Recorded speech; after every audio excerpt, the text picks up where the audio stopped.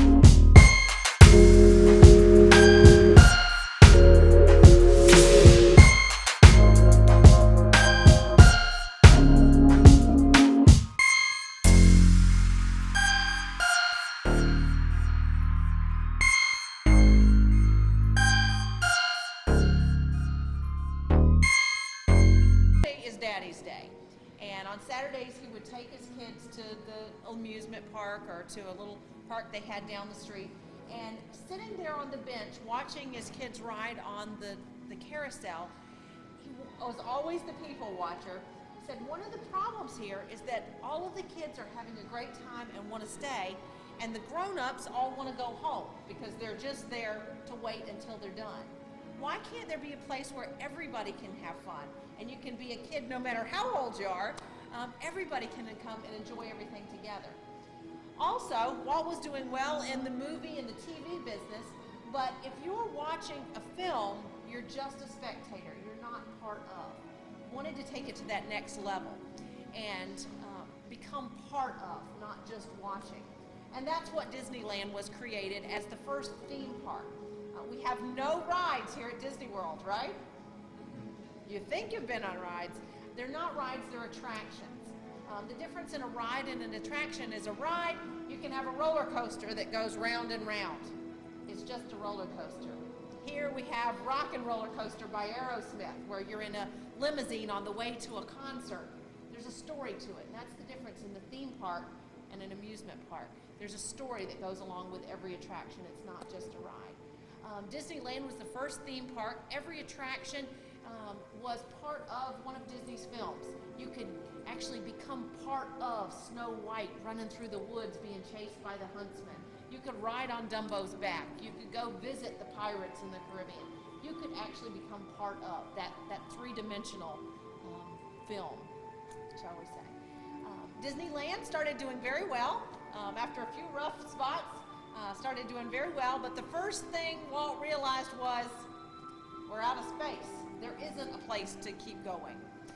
Started looking for more land to open another Disney type attraction and found a lot of vacant land here in Florida. We started buying the land here in Central Florida under fictitious names because he knew once people found out Disney was coming, the price would skyrocket. So there were about 5 or 6 different companies set up buying these big plots of swampland in Florida. Lots of speculation as to who was buying all of these pieces of land. Eventually, there was a lady named Emily Brevard from the Orlando Sentinel. A lady was sent out to, very bright lady, sent out to do a little fluff piece out in California on the Disneyland anniversary. Disneyland was turning 10 years old. And in the anniversary celebration press conference, she stood up and said, "Mr. Disney, why are you buying all this land in Florida?" And he said, "Florida? I don't know anything about Florida. Why would I want land there? It's all swampland down there, and it's the lightning capital of the world, and there's no rush." She said, "You know just a little too much about something you're not interested in." He wasn't a very good liar. They pulled him off the stage, and the next day the story broke. Yes, it was Disney buying all this land here in Florida. By that time, we had purchased about 75% of what you see here today. And a couple of months later, Walt went on TV, on the Sunday evening TV show, if you were old enough to be able to stay up and watch it, and announced his plans for the Disney's Florida project. And as we walk down the hallway, you can take a look at some of the sketches, original sketches, and some of the work being done on Epcot Center.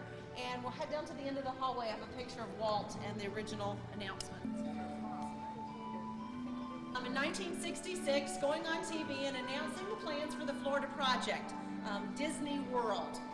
And the Disney property, as you see it today, is pretty much about this size. We have sold a little land and bought a little land, but it's pretty much just about as you see here.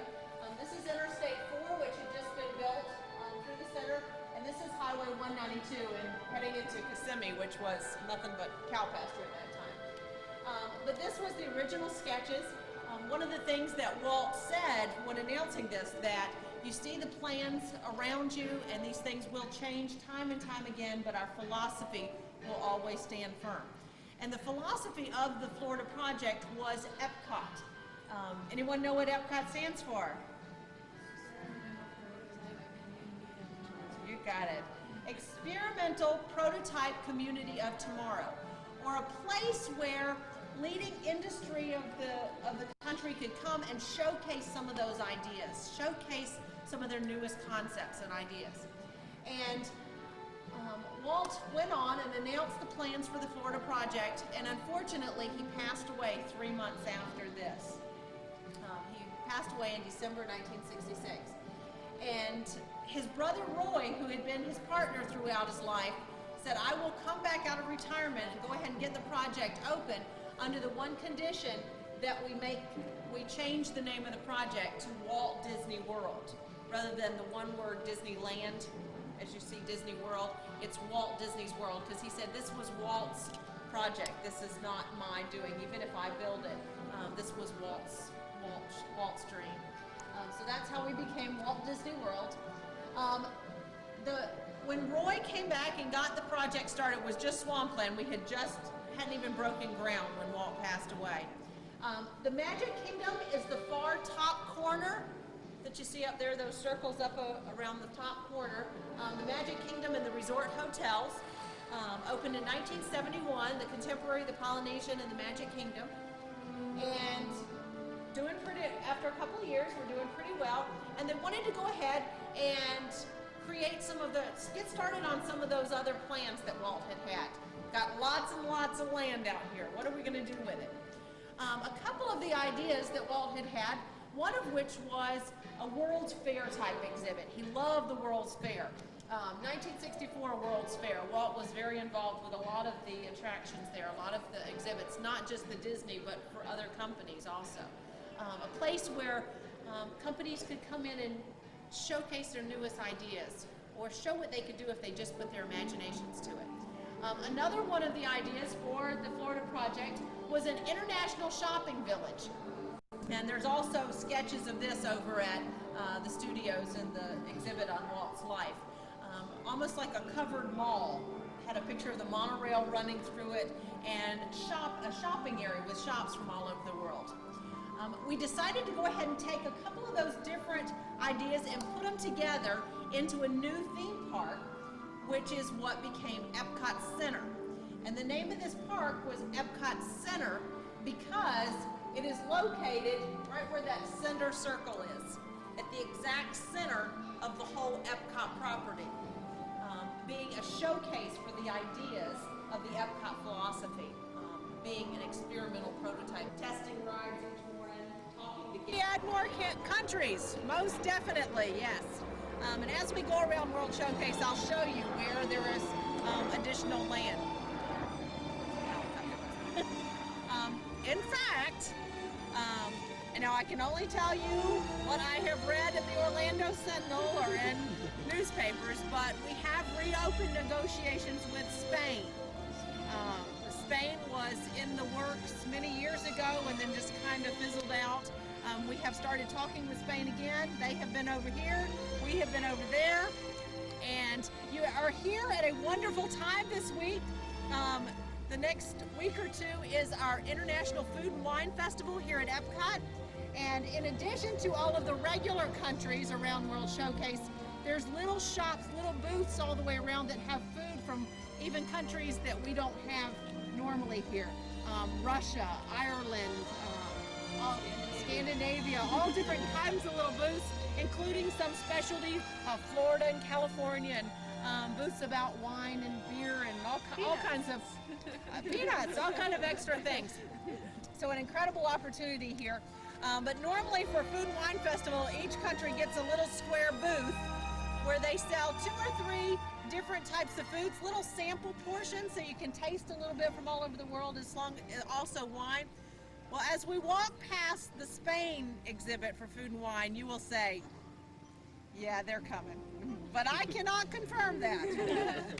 But Spain, for Food and Wine Festival, has 2 story facades with a double food booth and an information booth and lights over it looks like a full booth. So the next country you probably will see will be Spain. It looks like they're really testing it out to see how it's going.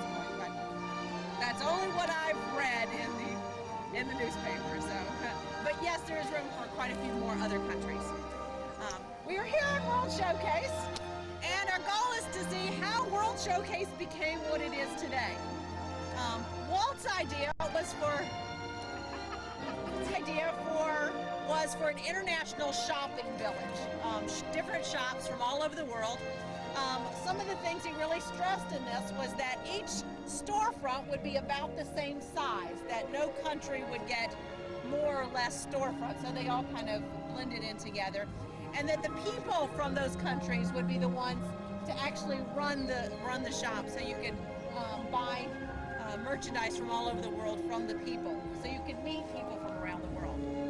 Well, that was going to be the shopping area for Epcot Center. As we presented this idea to different countries, the idea grew and grew and grew to what you see today. Some countries said, hey, if we're going to have a shop, could we maybe have a little restaurant here, maybe a little exhibit about our country? It became what you see at World Showcase today. The host pavilion for World Showcase was to be the American Adventure, a very modern building, linking it with Future World, but focusing on the history of America to link it with the rest of World Showcase. Where you are standing right now was the original site of the American Adventure. It's why this big open area here, and if you've been here before, now you know why we have Mexico to one side and Canada to one side, because this was the original site of the American Adventure. We were afraid that once people got in this big round building, though, they might not continue on around the whole lagoon. So we took the American Adventure, moved it to the other side of the lake, and that very modern building just didn't fit, so we changed it to the colonial style mansion that you see there today. When we originally opened, there were 9 nations. 2 have been added since. First Morocco in the mid-80s, and then Norway in 1988. And yes, we do have plenty of room for other countries still today, and we're working on that. A few countries have been announced. In 1990, Russia was announced officially as a pavilion, but Russia is not what it was in 1990, so that one kind of haven't heard much about that, but it looks like Spain is a very interested partner. So we might see a new pavilion or so in the next couple years. Kind of how World Showcase got started. If you look around, what's the most predominant country that you see? The tallest or the widest or the... Looks like America. America's not that much bigger than Japan down here. We held true to Walt's philosophy that everything would be about the same size, about the same width. They all have a tall building like the Eiffel Tower or the Campanile or the church, but even the tall buildings are all about the same height so that no one country overshadows one another. No one country would overpower one another. They all kind of blend in together. Giving you an idea of how it all got started, let's head around World Showcase and take a little bit closer look at some of the different countries. And hopefully, the music will be. First, the real thing that you see is our architectural magnet there, our Hotel du Canada. And most of our pavilions or our theme parks or a hotel or anything will have that architectural magnet, something that draws you to. That's kind of what American Adventure is here, something that draws you around the lake. As you walk into the Magic Kingdom, you just head towards the castle. Carrot, like the horse that chases the carrot. And Walt said, I don't want any carrots because the horse never gets the carrot. The horse just keeps chasing. He said it needs to be more like a weenie because Walt had bought his wife Lillian this little dog for Christmas. If you've ever seen the movie Lady and the Tramp where the dog comes out, that was Lillian's dog presented to her in the box. And Walt liked to tease the dog with Vienna sausages, and he called them weenies. And he would try to make the dog jump, but once the dog jumped up, he actually got the reward. He got to eat the Vienna sausage. And he said the difference is the dog gets the reward. Once he does what he's supposed to, he gets the reward. The horse never catches the carrot. I want those architectural magnets to be a weenie. You get to it and you actually get to go inside the castle. and see what's inside the castle. You get to go inside rather than just something just out of reach. So most of our architectural magnets are that you get up to. Our Hotel du Canada, looking at it here, it represents some of the grand hotels that were built along the Canadian Railway as it went in through Canada. How many stories is it? How many floors do you think? 2 or 3. 4? 5. 5? 1, 2, 3, 4, 5. Depends on how many floors are up in those windows. Maybe 5, 6. Technique we call forced perspective. Looks like a big grand hotel. As we get up to it, let's get a little closer. Huge country like Canada, one of the... And in order to represent this very large country, we chose to represent different areas of the country, different significant areas around the country. And the first area that we represented is Victoria, British Columbia, with our Victoria Gardens, representing Bouchard Garden. Lady named Mrs. Bouchard, her husband had a rock quarry, and he had quarried out this site, and she took this abandoned rock quarry and turned it into a beautiful botanical garden, doing most of the work herself. And horticulture is one of the ways that we can represent another country.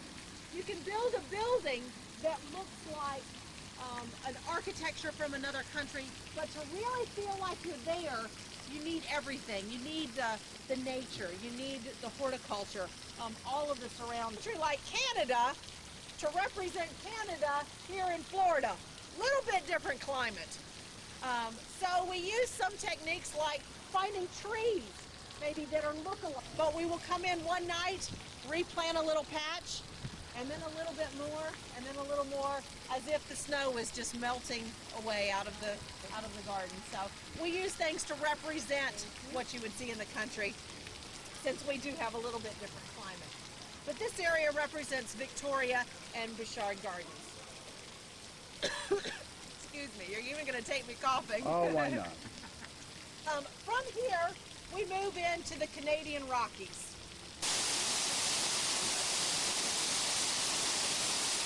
We have no big rocks here in Florida. In order to represent the Canadian Rockies, we had to create it. And I think this is one of the best places here in Epcot to feel you are totally surrounded by another country. You can't see anything from this point except the Canadian Rockies. That's one Dolphin Hotel, right over there. Surrounded by the nature of Canada. In order to create these Canadian Rockies, we had to build them. And that's what we're going to do now, is we're going to take a peek backstage and see how we can create the Canadian Rockies here in Florida. So, here, I do ask that there not be any photography in this area. Into the Northwest Territories, where we have the native people of Canada, what they call the First Nations, also all of the loggers and miners and trappers, and the French, the Canadian, the French, the British, the Americans that came into the area. All of these different peoples represented in our Northwest Territories. One of the things that represents these First Nations are the totem poles, built to represent maybe generations of a family, or stories or legends of a tribe or a family. And most of the totem poles you see here are what we call Disney totem poles, made out of that wonderful fiberglass we use so much. Disney around here is another word for fake. We don't like the word fake, so. Disney totem pole. The one real totem pole here is the one right in the center. And this totem pole was created by a man named David Boxley, who was a Native American from Canada, brought down here with his 700-pound red cedar log, and set up shop right here at the Canadian Pavilion and carved the totem pole that you see here. It represents the story of a man who puts on a mask and a feathered cape and eventually turns into a raven. And it's all one solid piece of wood except for the beak and the two wings that you see at the top. And it's also one of the first places you'll find one of our fun hidden treasures called Hidden Mickeys. Has everyone heard of a Hidden Mickey? Little symbols of Mickey. It could be the 3 circles, the head and the 2 ears. Could be his whole face or his whole body. But somewhere in this totem pole, there are a couple of hidden Mickeys. You see it, Chuck? Country. From Victoria to the Northwest Territories, to the Canadian Rockies, to the grand hotels that were built along the railways that went into. How is it? From here, it's about 2 stories. It looks much larger because of that forced perspective we use in buildings. The windows get smaller as you go up. The bricks get smaller as you go up. Wales, Scotland, England, and Northern Ireland. Yes, very good. England, Scotland, Wales, and Northern Ireland. And as our researchers went over to United Kingdom to get an idea of what we wanted to represent here, one of the things that their research showed was that there were over 70,000 pubs in the United Kingdom. Not sure what kind of research, but they decided that the pub, or being a public house, a public dining establishment, was a very important thing to represent. So, our restaurant here, the Rose and Crown Dining Room, is a combination of all the different types of pubs that they found. Front pub you'd find along the coastline, along the river, along the shores of a lake, with dining outside. The waterfront pub. As we head on down the street here, the front door area represents the city pub. You find it along. Come into our more Dickens era or country or rural pub. You find out in the smaller villages or towns.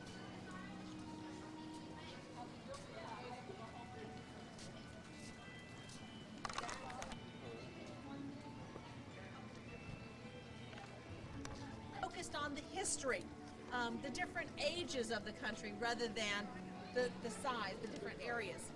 And here in the United Kingdom, we've represented about the 1400s when Britain was a very rural country. And we start with our market cross, a post in the road. Basically, a post put to say this is a good crossroads. For farmers coming to trade their crops, trade their goods, they would head down the road with a load of, let's say, potatoes, until they came along and they met somebody they could trade with.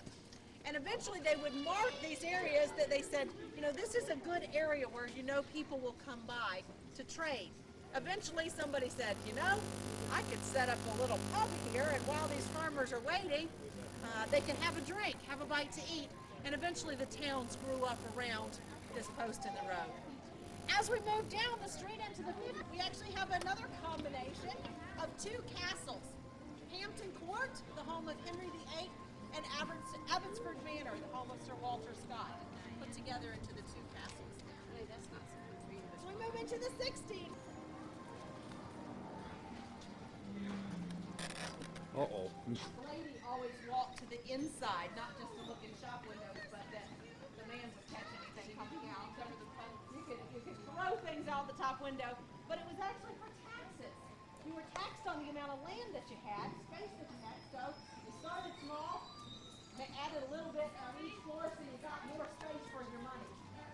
We see the cantilever coming to be, buildings are becoming a little sturdier than the very early. Look around. Everybody walks straight into a T-traction and straight out. There's some really neat stuff that people miss not looking up and looking all around. The stains to be. We can now paint our homes to be a little bit different from our neighbor. You'll see a little less decoration on the outside because we can use color rather than doing all the elaborate carving. We can just paint a different color to be a little bit different from our neighbor. Cities and the countryside, you'll see different colors, as well as the interiors here. All of a sudden we have wallpaper, so the interiors become a little more decorated, more easily with wallpaper. Ceilings are becoming a little higher. Small city street flat. Everything is very hundreds. The reign of Queen Victoria. She was known for all of her little trinkets and highly decorative ways. Anyone have any idea what one invention added the most to the interior decoration of homes? Electricity. It was actually before electricity. It was this little thing we forget called the sewing machine. The sewing machine, because before the days of the sewing machine, it would take a woman about a month to hand sew a shirt like this, to sew every seam, buttons, everything by hand. After the invention of the sewing machine, she could do it in one day, which added this tremendous amount of free time, should we say, to a woman's day. So she had time for all of those extra things like the curtains and pillows and pin cushions and all, to make all of that extra stuff. Before the time of the sewing machine, 95% of a woman's time was spent just basic necessities of life, but all of a sudden things were much quicker. She could do more, and came right about the time of Queen Victoria and added to that highly decorative age. The lake through here to encourage you to take those side pathways. This is part of the pavilion. This is what you would have found behind the homes that you see here, and it's part of the whole atmosphere. So take those side walkways, open the doors that you don't know where they lead, as long as they don't say cast members only, because a lot of people miss the little things just going in and coming out. So take those side walkways, because our gardens are a lot of what we do, are part of the attraction that many people miss. So, a bike down there, the fishing stuff, the boat. So it really appears to be the walkway along the river in Paris, something you would see along the river there. Look for the little details that the pavilion would be the same in Paris to the left bank. And the music starts, perfect timing.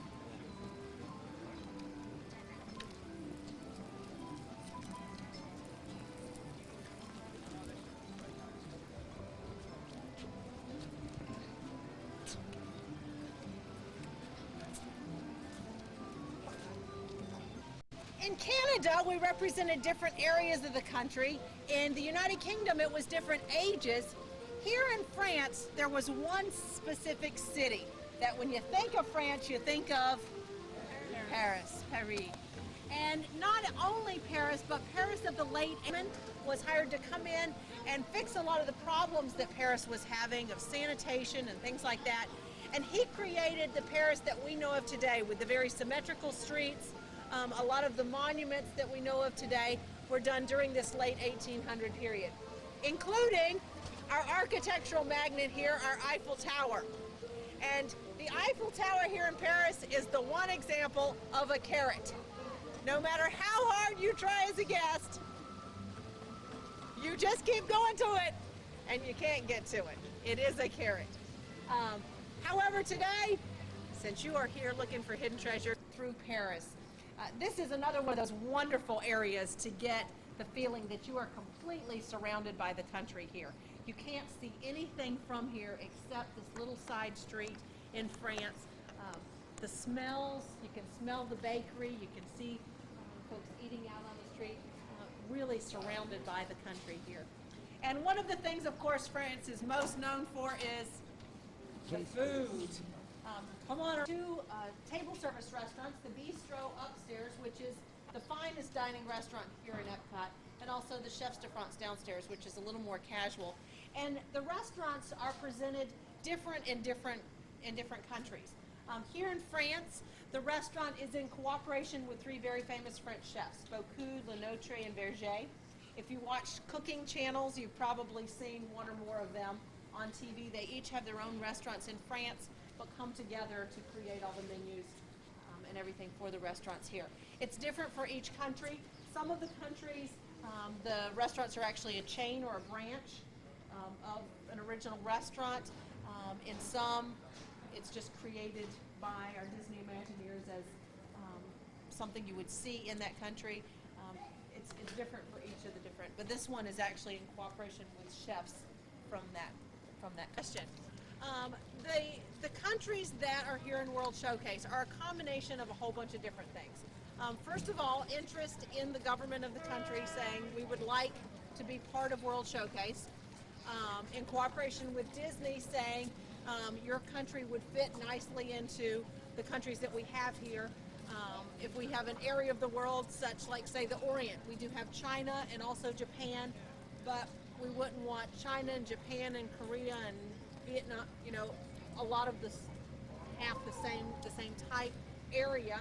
We want different areas around the world, and then also businesses or corporations from that country.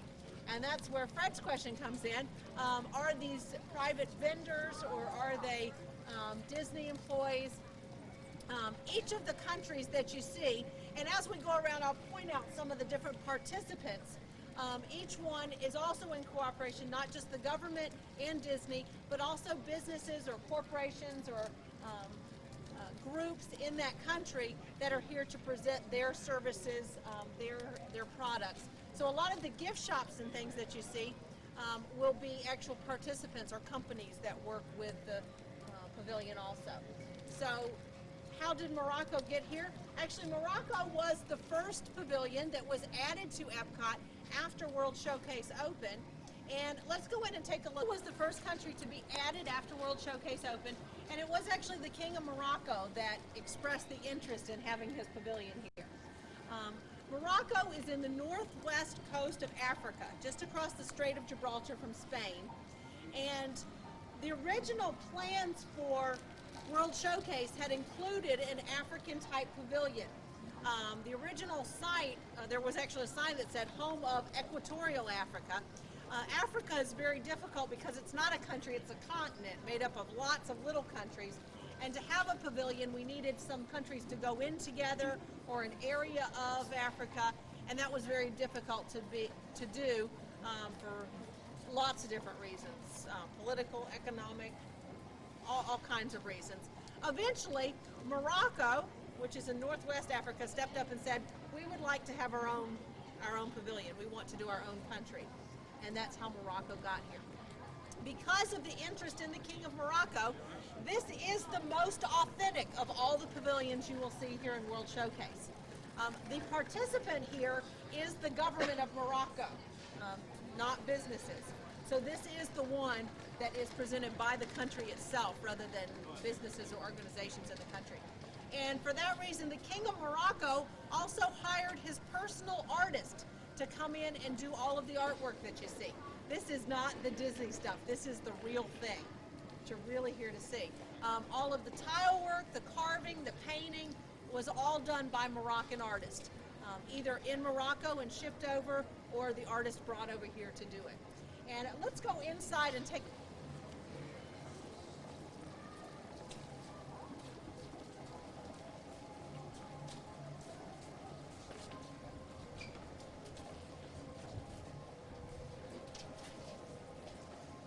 exhibits and the museums and things we have here in World Showcase. Just going in and coming out, open those doors if you don't know what's in there. Try it out and see what's in there, because this is the real stuff. This is the real reason you come to Epcot, to learn about other cultures, and many people miss the real thing just going into attractions and out. All of the artwork you see here was done by Moroccan artists, hired by the King of Morocco.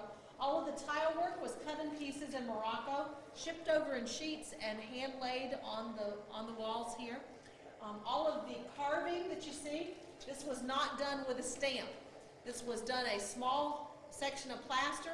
They would carve until it got dry and go on to the next section of plaster. This is all hand done, freestyle. All of the ceiling is entirely hand painted. Just incredible artwork. And this is the real thing, not the Disney version. This was all done by Moroccan artists. So this is the most authentic of all the pavilions here at World Showcase. One of the significant things you notice about the Moroccan artwork is that it's all geometric designs and patterns. And that comes from the religion. They are Islamic. And in the Muslim religion, they believe that God or Allah is the only one that can create life. And for that reason, they don't make any pictures of anything living, plants, animals, or humans, because they feel that to make a perfect representation of something living would be trying to outdo God or Allah. So they respect that by just, their artwork is just geometric patterns. And it's been kind of hard to talk about lately with all the controversy over Islam, but they are not part of the Middle East or anything that's going on right now. They are in Western Africa. And we'll see in just a couple minutes that Morocco is actually throughout our history been one of our country's oldest allies. We still have a very close working relationship with the country of Morocco. So let's head through here. Can you get over here? Morocco is a very unique country in that its culture comes from little bits and pieces of everywhere. They're just across the Strait of Gibraltar from Spain, so they have a lot of Spanish influence. Their original inhabitants were called the Berbers, were farmers. You have the Arab people that came across the continent of Africa and settled in the far western coast, and it was eventually colonized by the French. So they speak French and Arabic. They have a lot of Spanish influence. It's kind of a transculturation, a little bit of everything all put into this one new culture. Class home in the city of Fez, called our Fez house. And the significant thing you notice is the hole in the ceiling. It's all built around a center courtyard, and this was a very early form of air conditioning. Hot air rises, so if you have a hole in the middle of your house, you can open your doors and windows, and as a breeze comes through, the hot air will rise, and it keeps your home a lot cooler. All of the bedrooms would surround the upper balcony, and you would find multiple. Good morning.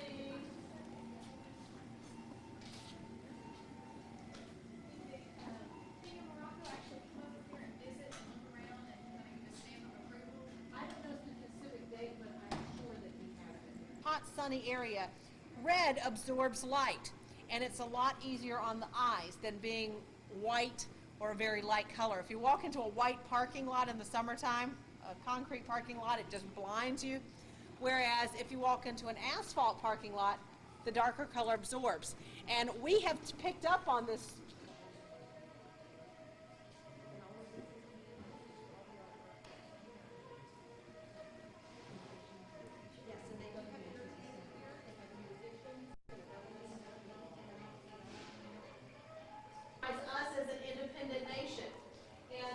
Spent a lot of time on the first couple of countries, really showing you how we use different techniques to represent the different countries, from size to history to significant cities. The next few countries around World Showcase, we're really just going to hit some of the hidden treasures, some of the things that you might have missed. And here in Japan, the first thing we come to is really a neat Disney hidden treasure. But Krista, who asked about the gift shops? That somebody asked where the merchandise comes from. The gift shop here, the Mitsukoshi department store, is the one exception to the Disney gift shops. This Mitsukoshi department store, they're doing a little bit of updating right now, but the sign behind it says since 1673. And of course the building hasn't been here since 1673. But the Mitsukoshi department store has been in existence since the branch of the department store. It's not a Disney gift shop, it's an actual branch of the store, including the cast members inside. They are not just on our fellowship program, they are actual employees of the Mitsukoshi department store. So it's actually just a miniature branch of the world's oldest department store in Japan. Selling everything from clothing to housewares to china to jewelry, little bit of everything that you would see in the original in Japan. And so I guess if you do a good job at work for a couple of years, you get to come to Disney for a year. So kind of a neat that they are actually employees of that store in China. The restaurant upstairs, coming back to for lunch, is a couple of different styles of Japanese, the teppen style done on the grill in front of you, as well as tempura kiku, the batter fried type things done in front of you. The significant architecture here is our pattern of the white egrets. And you look at it and you say, those are fish up there, those aren't birds. The legend has it that if the white egret or the white bird came and sat on your roof, it would bring good luck to your home. So to encourage the birds to sit on the roof, they painted the roof blue to look like water, put the fish up there, hoping, I guess, to trick the birds to come and sit on the roof and bring good luck to the castle. This was built during the time of the great samurai warriors, And you'll see the statues of the samurai right inside the guard gate there. And inside the castle is another one of those exhibits that's continuously changing. If you've been here a couple of years ago, always come back and see, because our exhibits of those real artifacts or real things from the country are always changing, and there's always something new. The exhibit right now is on Japanese baseball, which I think is a wonderful link to the country, because much of the Japanese culture is made up of bits and pieces that they took from other countries and made Japanese. A lot, of course, inspired by China, but a lot of other things inspired by other cultures that the Japanese have made part of their own culture. And baseball is definitely something that they've done that with. Something that we think of as a very American sport is very much part of the Japanese culture. They've changed a little to make part of their own culture. So some really neat exhibits that don't miss. I mentioned how the American Adventure started out a very modern building on the other side and got moved across the lake to draw people around this colonial mansion. And you looked around the lake and you said that America does stand out a little bit above the others, but it wasn't really that significantly that much bigger. In reality, it is. This is one of the largest pavilions here in Epcot. But to make sure that it doesn't stand out too much more, look at the building. How many floors? Two. Two-story building, maybe a third floor attic. This is actually about a 5-story building.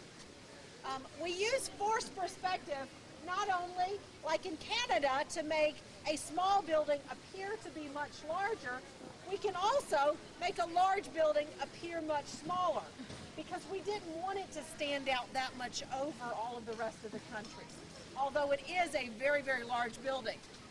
It's themed after colonial America, something you might find in Philadelphia or the early era of our nation, focusing on the history of the country. If you've never seen the show here in American Adventure, don't leave Epcot today before you've seen it. It's an incredible show hosted by Ben Franklin and Mark Twain. Come back to tell you a little bit about the adventure of becoming an American, how we became what we are today.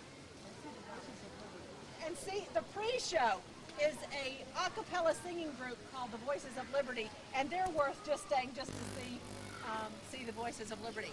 The building itself is actually 5 stories, created of 110,000 red Georgia clay bricks. And if you look at the front of the building, look at the people standing right up there at the front. Look how big they are. Size of the doors. Force perspective. We can do this making the doors much bigger, the windows much bigger, stretching everything so that the building looks smaller. We also put a row of bricks around the middle, so you just assume that's the middle of the first and second floor, when in reality that's about the middle of the third floor, because we came up an incline to get here. We actually walked up to the whole pavilion. To our participants here, American Express and Coca-Cola, a blue and white company and a red and white company. Just denoting that.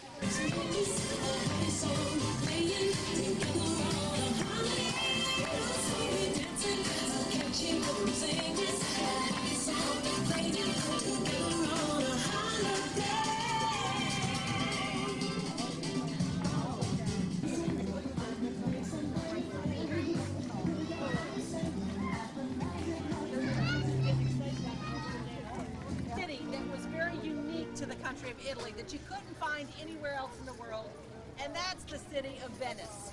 Nowhere else in the world is there a city like Venice. So most of the architecture here represents the city of Venice. First of all, the Pink Palace, or the Doge's Palace, was a home for the rulers or the Doges, and they have said that the Doge's Palace is one of the finest recreations our Imagineers have ever done of a historic building. The Eiffel Tower, we had the blueprints for that, but the Doge's Palace was completely created. Our architects sitting there at the base of the palace with cameras and sketch pads and measuring, almost an exact replica of the original Doge's Palace in Venice. The The other major building in the square in Venice is the Campanile, or the bell tower, which is getting a little bit of a facelift right now. But the bell tower is 1/5 scale of the original to balance out with all the other. This one's 1/5, Eiffel Tower 1/10, so that they all blended together. The one thing Italy is most known for is food, of course. And the restaurant here in Italy, let's move on out. This is one of those restaurants that is actually a branch of the original restaurant. They have one in Italy, one in Rome, one in New York, and one in Epcot. And they ate at this restaurant and they loved it. And they went back every night of the week. And when they left Rome, they presented Alfredo with a gold spoon and fork engraved to the king of pasta. And they came back to America and they told all of their Hollywood friends about Alfredo's in Rome, and if you go to Rome, you got to visit him. And that's how it became the popular celebrity hotspot that it is today. Which came first, the sauce or the restaurant? Sauce? Restaurant? It was the restaurant. Alfredo's wife was pregnant with their first child. And being in Italy and eating lots of red tomato sauce, red sauces, it's not something you want to do when you're about 2 or 3 months pregnant. She had morning sickness and had it bad. And she said, Alfredo, go downstairs and make me something I can eat. And being the good husband, he went down and mixed up some milk and some cheese and some stuff he thought she could eat. And he gave it to her and she said, that's wonderful. She made it through her pregnancy. They had a son. They named him Alfredo. The rest is history. Alfredo sauce that you know today was created as a cure for morning sickness and made Alfredo famous. So, kind of a neat story about the restaurant. But the most authentic Alfredo sauce you will find anywhere in the world. Still run by the same family. I think they're on a 3rd or 4th generation Alfredo, but still run by the same family-operated business.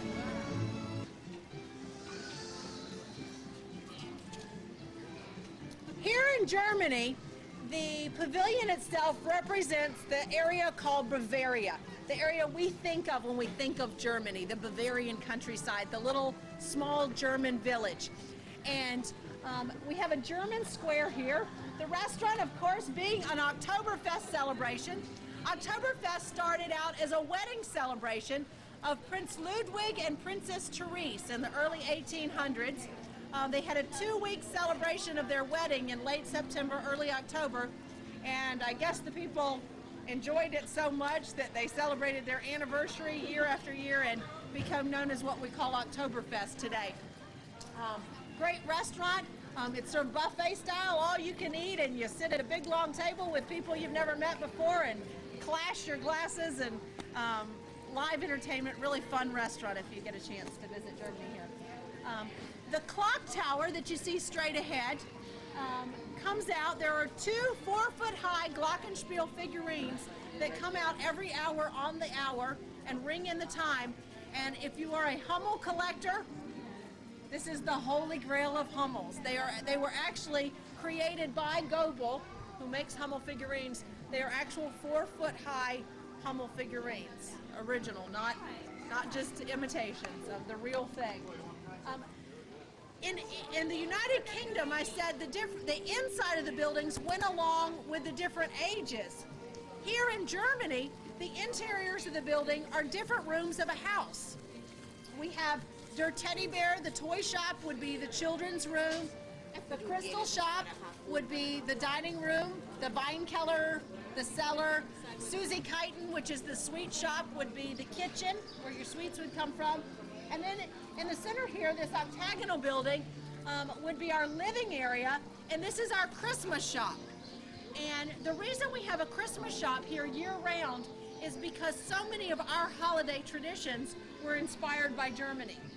Much of how we celebrate the holidays today comes from German customs, including our Christmas tree, which made its way through Prince Albert, Queen Victoria's husband, who was of Germanic descent, introduced it to her, everybody wanted to do what Queen Victoria did, and how we got the Christmas tree.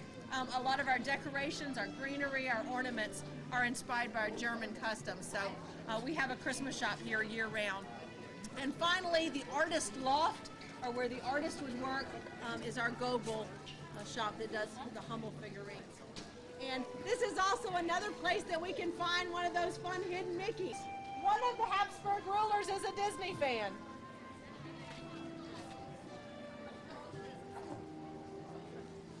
Anybody see? Okay, it's in Habsburg ruler number 1. Oh, it's in the crown. Yes, I got it. Right on the crown, right in the center there. If you look up, instead of a jewel, he has a Mickey for a crown. So keep your eyes open. You'll never know where those Mickeys will pop up.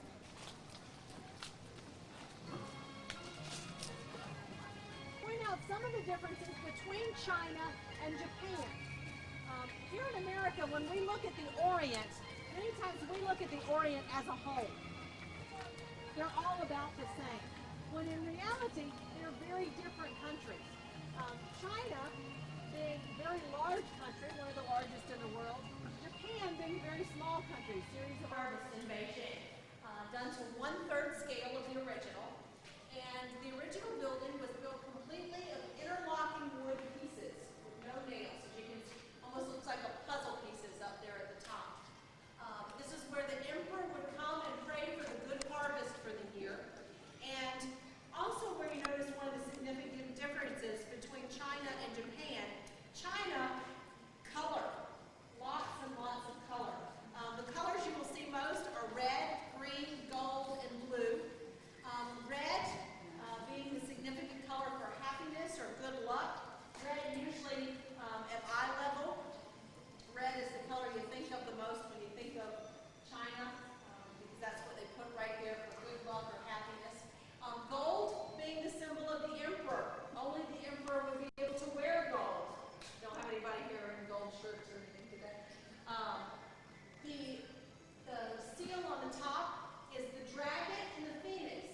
The 5-toed dragon is the symbol of the emperor, and the phoenix being the emperor's wife or the empress. Always shown with the dragon, because without her, there is no more emperor. When it was built, it's acoustically perfect, which means you can stand on one side and you can whisper, and the person on the other side can hear you because of the acoustics of the building.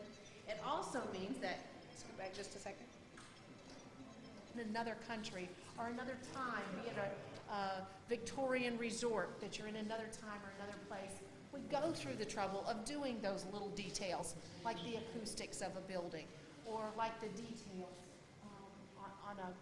on anything. We do that because that's why you come here, for that authenticity. That's the hidden treasures, the little things that we do just because. There's a whisper thing. It's of coastline, and I stopped just outside the pavilion because I wanted to point out the outside of the building. This building, this brick building, is a representation of Akershus Castle in Akershus, Norway, which is in the southern part of Norway. And the significance of this castle being represented here is that in 400 years it was never overtaken. And one of their defense systems was that when they were under attack, they would all go inside the castle, take all of their supplies, and they would brick up all the windows and doors. Nobody could get in, nobody could get out. They would sit and wait it out, and it worked for them. And to show the significance of the castle, we went through the trouble of bricking up a couple of the windows after it was built. Did we have to do it? No. Have you ever walked by and noticed the bricked up windows? Probably not, but we did it just because. That's the significance of the building. That's why it's here. We went through the trouble of something you might not ever notice, but we do it just because. That's the hidden treasures. Here in Norway, we focused on different types of areas throughout the country. First of all, we've got restaurant Akershus Castle in southern Norway. And then as we move from the stone buildings into the wooden type fishing villages, Along the back here, you'd see all along the coastline of Norway, the little wooden fishing villages. And then we move up into the mountain areas, the very Scandinavian-looking mountain type areas. And our final building is our Stave Church, or Stave Church. And this is actually an exhibit. Music we heard this morning, all the princess music. And the first thing everybody said, why are they having these were built about the 12th century when the Norwegians were converted to Christianity. And loud music. Let's quiet there for a minute. And they were converted. They were all told, you're all now going to be Christian. And they did accept these Christian ideals and Christian beliefs and began to build these churches. But you will see in the Stave churches some of the mythological characters like the dragons, some snakes around the door, things like that. They accepted Christianity, but they tended to put a little bit of those old beliefs. They were going to make sure they covered all their bases. They didn't want to leave anybody out. Built about the 12th century, around 1350, the Black Death came to Norway and wiped out a lot of the population. And many of the populations of the Stave churches became so low that they were boarded up and closed up. And as the populations began to rebound, they became more devout in their Christianity.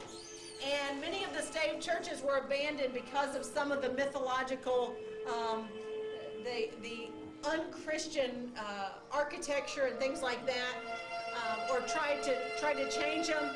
Eventually, they began to tear them down, and somebody finally said, "Wait, these are historic landmarks. These are part of our culture." And the Stave churches today are highly protected. There are just over 20 left in the country, and of course highly prized for weddings and christenings and religious celebrations today. The Stave churches, as you can see in the middle here, were constructed completely of interlocking wood pieces with no nails. All a lot more alike than we are different. That two cultures on the other side of the world from each other, at a time when there could not have been any comparison of notes, would build almost the same type of building in the same manner is just an incredible testament to how our mind works. We're all a lot. You, of course, have to cut grass up here, but they said it held the warmth in, and it's also cooler in the summer, and it was also protection for animals. You put your goats, your sheep up there, they can eat the grass, and the wolves and things can't get to them because they're up there protected. So, twofold. I stopped here to point for the adults to go to Epcot, but people didn't encourage their children to come here. And we've done a lot of things that grew in.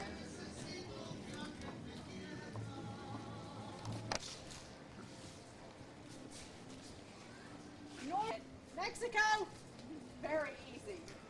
Just about anything that'll grow in Mexico will also grow here in Florida. And for that reason, we went over and above, showing a lot of the natural things you would see in Mexico. And this is really how you should see the pavilion here in Mexico. The ancient pyramid, the pavilion itself representing the ancient cultures on the outside and the modern culture on the inside. The ancient cultures, the pyramids were built many hundreds of years ago in open areas, and then eventually the tropical rainforest or areas like this would grow up around them. And coming through this way, it's as if you are an explorer coming through the jungle, coming up. Of what culture? Come on up, we're going to go inside. What culture is it? Tech and Toltec. A little bit of all those ancient cultures put together. The ancient cultures on the outside and the modern on the inside. Mexico inside. And the fun, lively atmosphere of Mexico that you would find in a party or a celebration or a square in a small town in Mexico. And usually a celebration like that would happen at night because it's such a hot area that they would do their work or rest through the middle of the day and then do their shopping and celebrations and things in the evening. So in order to represent that as authentically as possible, we had to make it nighttime all day long, so you would get the feeling that you were really at this celebration in the evening. And this is our final destination today, the Plaza de los Amigos, or the Square of Friends, which is a great place to finish up a program on the philosophy that we're all a lot more alike than we are different. Being all friends, learning something new about another culture. You have an incredible experience here at World Showcase to meet people from around the world. Go talk to people from around the world. If you need to know, if you want to know why we do what we do, ask somebody. Ask somebody what the building's about, what's going on here, and find some of those hidden treasures. I hope that everybody has learned at least one new little tidbit of something today. If not, found out where some hidden Mickeys are or some hidden treasures. If you have any other questions, love to answer. Try some of this food. You got the best time of the year to visit World Showcase during our Food and Wine Festival to have a little taste of things from around the world. But that's about it for our Hidden Treasure program. I hope that all of you have learned something new and encourage you to go out and find some more hidden treasures throughout, not just here at Epcot, but throughout Walt Disney World. When you get back to the hotel or your resorts, see what you can find there, because the same interest went into those as went into everything that you see here. So thank you very much.